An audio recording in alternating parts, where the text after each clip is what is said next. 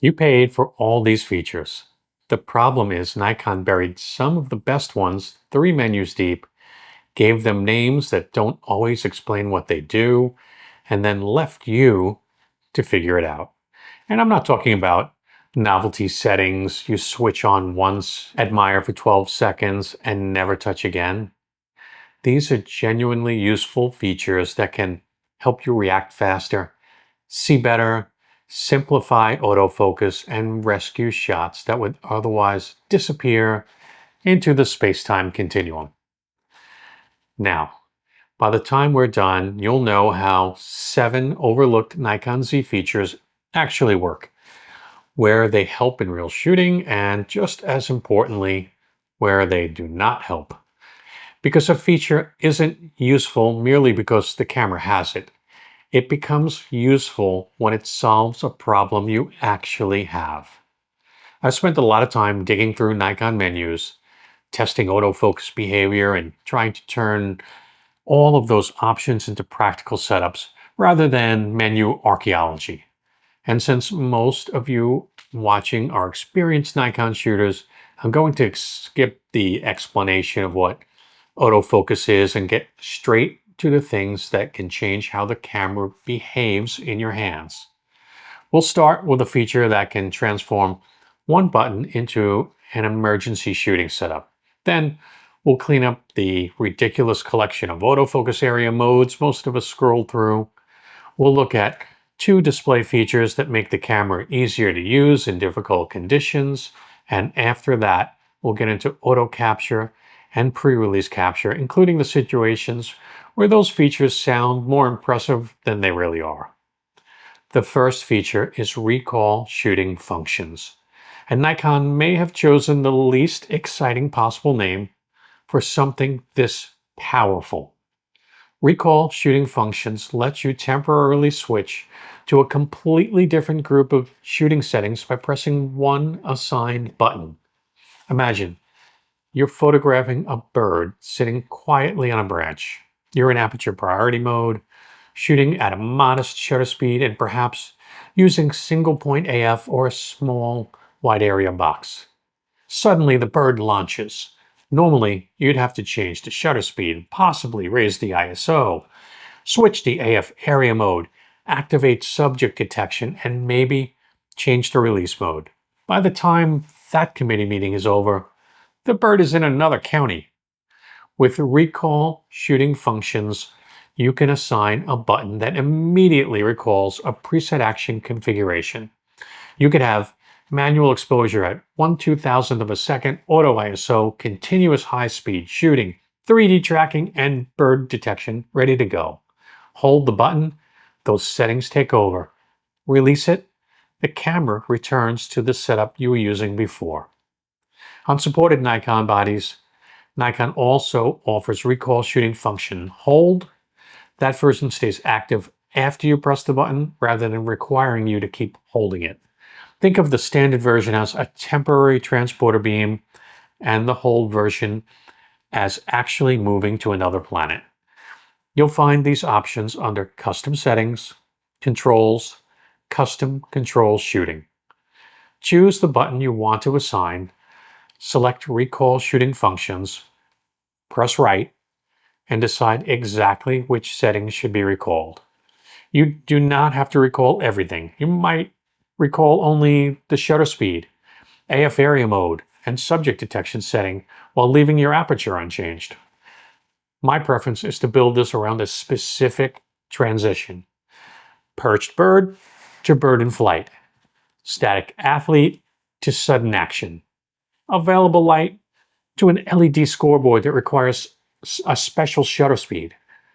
The more specific the problem, the easier it is to build a useful recall setup. And if Nikon's menu system is currently making you feel like you need a map, I put together a free Nikon Z menu shortcut guide. It shows you how to customize My Menu, the I menu, your function buttons, and other controls so the settings you actually use are easier to reach. You can grab it through the link in the description and spend less time digging through the menus like you're searching for a lost droid.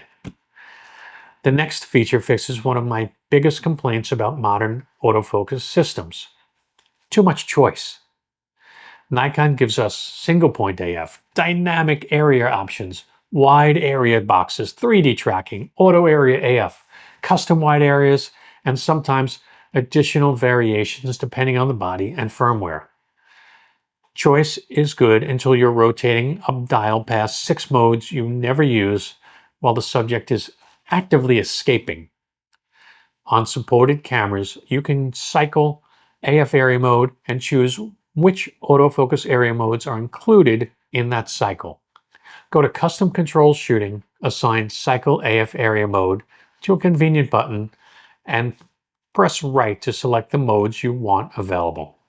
Instead of cycling through the entire Nikon autofocus buffet, you might choose only single point 3D tracking and auto AF. One press moves to the next mode, another press moves again. Suddenly, changing autofocus areas becomes fast enough to do while you're still watching the subject. There's also AF area mode plus AF on, which I think even more photographers should use. You can assign a button so that holding it temporarily activates a specific AF area mode and starts autofocus at the same time. For example, your normal AF on button could use 3D tracking. Your lens function button could activate a small wide area box with subject detection. The center of the subselector could activate single point AF. You're no longer changing one global autofocus mode. You're choosing the right focusing tool by pressing a different button. That feels strange for the first 20 minutes. Then your fingers learn the system, and going back to dial-based selection feels like entering coordinates manually on a starship. I'm curious how many of you have already built multiple autofocus behaviors into different buttons. Let me know what you're using, because there are about 17 reasonable ways to configure this and at least 47 unreasonable ones. Here's the next feature, and it's wonderfully simple: Starlight View. If you shoot astrophotography, nighttime landscapes, dark event spaces, or abandoned spacecraft where the electrical system has become unreliable, you've probably looked through the viewfinder and seen almost nothing. Starlight View brightens the live shooting display so you can see and compose in extremely dark conditions. It does not brighten the photograph. It changes the view you're using to frame and focus. This distinction matters. This is not exposure preview. It's closer to temporary night vision for the display. You'll find it in the custom settings menu under shooting and display. On some bodies, you can assign Starlight View to a custom button, which is the way I would use it. Press the button when you need help composing, then switch it off when you want the display to behave normally again. The trade-off is that the view can become a little jerky and the histogram may not remain available while Starlight View is active. So this is not something I would leave turned on all night without thinking about it. Use it to find the composition, locate the foreground elements, and place the focus point. Then return to your normal view when you need accurate exposure feedback. It's especially helpful when the scene is dark enough that your eyes can see more than the electronic viewfinder. That is a deeply irritating experience, considering the camera has a small computer inside it and costs more than some used cars. Another small feature that can have a surprisingly large effect is focus point border width. This one will not win any awards during a product announcement. Nobody is going to leap out of a chair because Nikon added adjustable focus point border thickness. But when you're tracking a subject against a busy background or using the camera in bright light, being able to see the focus box clearly matters. On supported bodies, go into the Autofocus custom settings, find focus point display, and look for focus point border width. You can increase the border thickness from the thinner default to a more visible outline. That's it. The camera does not focus faster. Subject detection does not become more intelligent. No tiny Nikon engineers appear inside the viewfinder and points at the bird. You simply gain a focus point that's easier to see. And that can be useful for wildlife, sports, event work, or anyone whose eyesight is no longer running the firmware it shipped with. The important thing is not to make it so thick that it starts covering small objects. Try the available widths against subjects you normally photograph. A wider border can make 3D tracking easier to follow, but the widest option may feel clumsy when you're placing a point precisely on a small eye or a distant bird. Now, we're getting into features that can feel a little like cheating. This next one is where a lot of photographers either underestimate the camera or expect it to perform actual wizardry. Auto capture allows the camera to take a photograph or record video automatically when selected conditions are met. You can tell it to look for a certain type of subject, movement in a chosen direction, activity inside a selected part of the frame, or a subject within a particular distance range. Depending on the model and firmware, those criteria can be combined so the camera does not trigger until all the selected conditions are satisfied. This is not merely a motion detector. It can be a fairly sophisticated remote shooting system. Imagine placing the camera near a bird's regular landing perch. You frame the scene, define the target area, select the appropriate subject type, choose the direction the bird will enter, and set the distance range around the perch. You can then move away and allow the camera to trigger when the subject enters the correct zone. It can also work for sports, finish lines, trail activity, wildlife crossings, or a second camera angle that you cannot physically operate while shooting somewhere else. But here's the part people miss. Auto capture requires testing. If the movement threshold is too sensitive, you may capture 5,000 emotionally compelling photographs of grass. If the subject size threshold is too restrictive, the camera may ignore the animal until it's too close. If your distance range is poorly chosen, the camera may trigger an activity behind the subject. I would set the camera up, walk through the target area myself, review what triggered it, and then refine the settings. Yes, the neighbors may watch you repeatedly jog past a camera pretending to be a deer. Art requires sacrifice.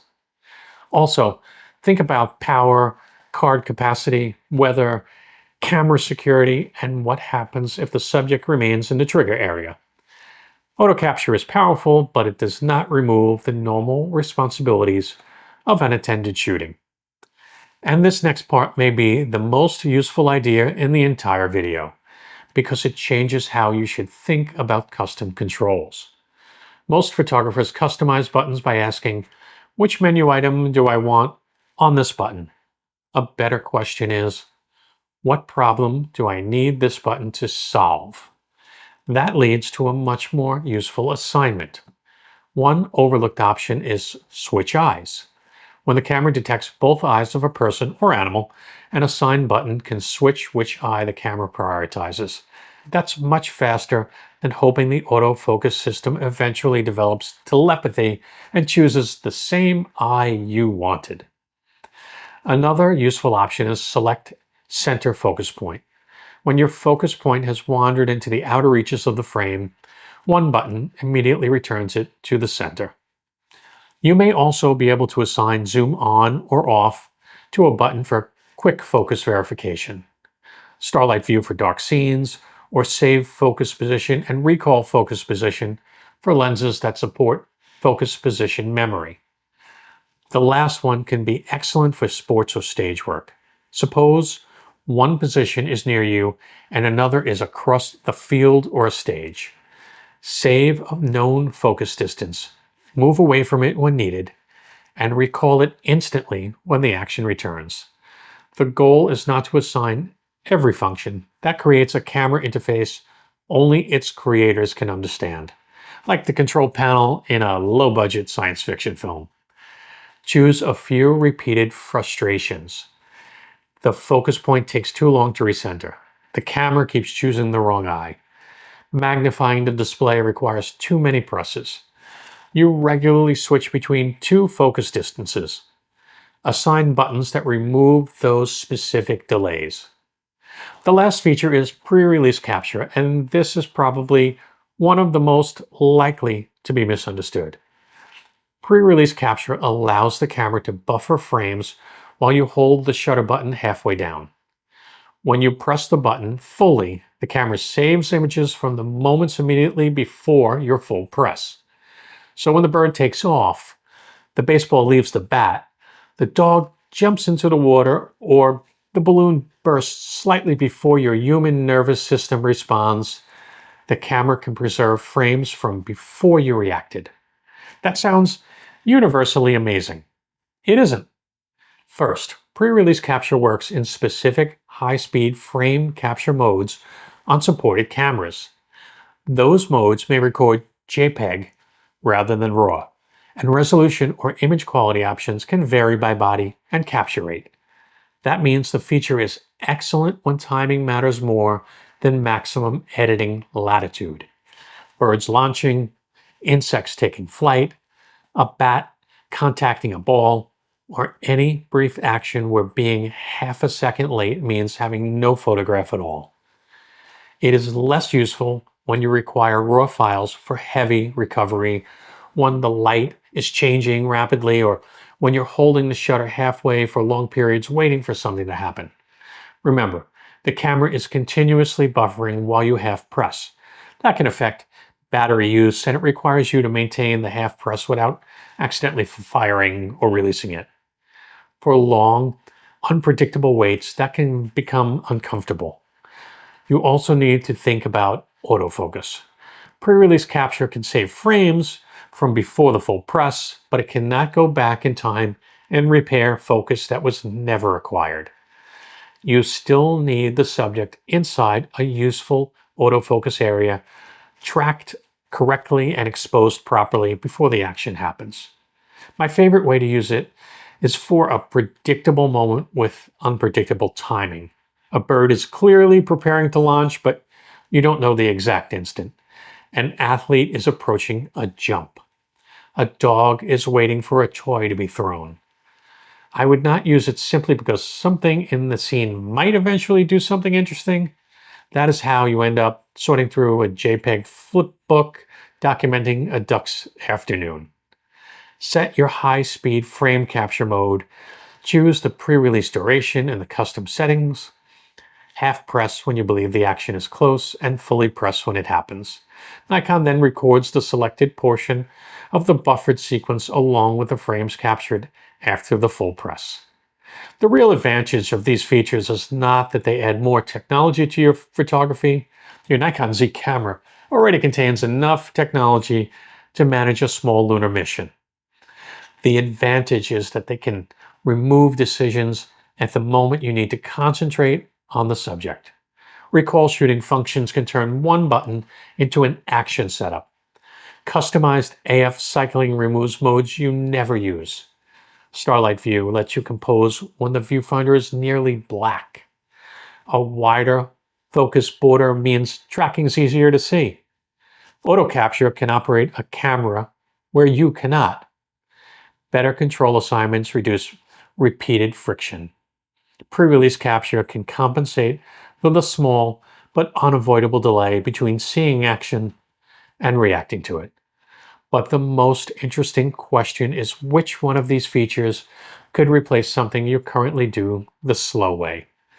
Because the best custom setup is not the one with the most features activated.